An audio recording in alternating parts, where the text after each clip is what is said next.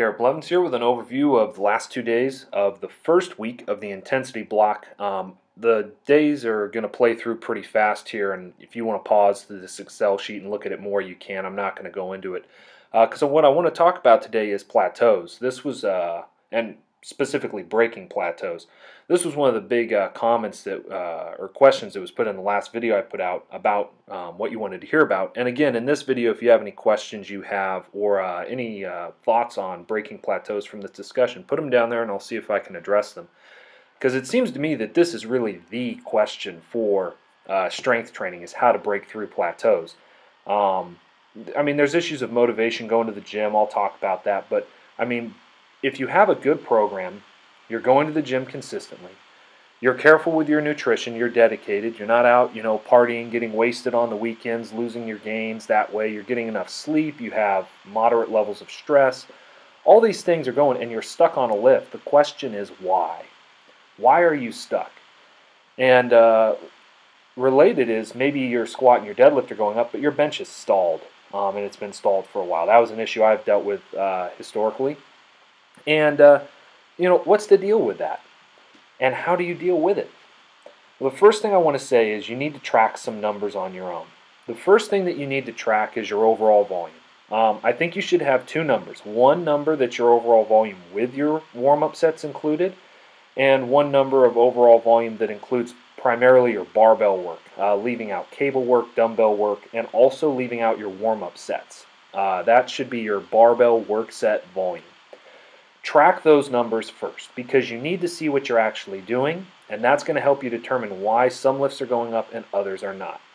The next thing that you need to pay attention to is relative intensity. Relative intensity is what is the average intensity of the exercises that you are using when you're lifting. The reason it's called relative intensity is your front squat intensity cannot be directly pulled out of your squat max, because your squat max is going to be higher than your front squat ability.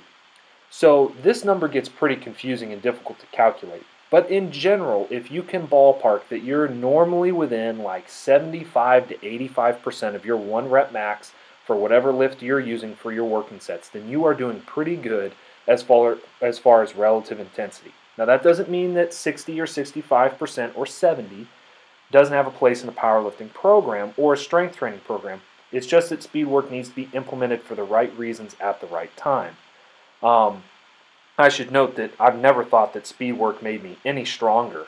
The only thing I ever thought speed work did was help me recover without losing some of the neurological adaptations that I would have, or getting out of my groove, forgetting form cues or things like that. That's what speed work is for. It doesn't really break you down enough, in my opinion, to cause a lot of actual strength increase. But it does allow you to maintain your strength, adds in some extra recovery. So take that for what it is. So if you are tracking overall volume and average intensity, then the next thing that you need to break through plateaus is time. Time in the gym. You're going to have to think about exercise selection. You're going to have to be specific to whatever exercise. If you're doing overhead press and expecting your bench press to go up a lot, that's probably a bad idea. You should probably pick close grip or incline or something closer to the competition movement. That doesn't mean you shouldn't have variation, but it just means you shouldn't be doing 3 days of overhead press and 1 day of bench press to increase your bench press. You're going to need some more specificity. But you're also going to need time. Gains do not come in a linear way. You don't get 5 pounds every training cycle or 10 pounds on your squat every 2 microcycles or whatever. It doesn't work that way. Certain lifts are going to shoot up, and other lifts are going to lag behind and stay the same. Even though you're on a good program, even though your volume is at a sufficient number. Now, one of the things that I do a lot of is I will increase volume 5 to 15% per microcycle on a lift that is lagging, and push it harder to try to force that plateau to break. But sometimes it just doesn't happen. Sometimes you just run yourself into the ground. And that's where you have to know that you're going to have to train over long periods of time. And sometimes your squat and your deadlift will go up and your bench won't. Or your bench will go up and your squat won't. And your deadlift will. There's all sorts of combinations. And that's just the way that plateaus work. Gains do not come in a linear format, but over time, and when I say time, I mean over years of time, you're going to see an upward trajectory of your lifts. If you don't, then there's something wrong with your programming, your nutrition, your recovery something. And it's worth noting that lifting heavy weights does not make you stronger. Recovering from lifting these weights is what makes you stronger. And do not underestimate the amount of recovery and the importance of recovery in your training program, because recovery is your most important component. Anybody can break themselves down. It's about how you can recover from being broken down that's very important. And that's something to track and keep tabs on as well.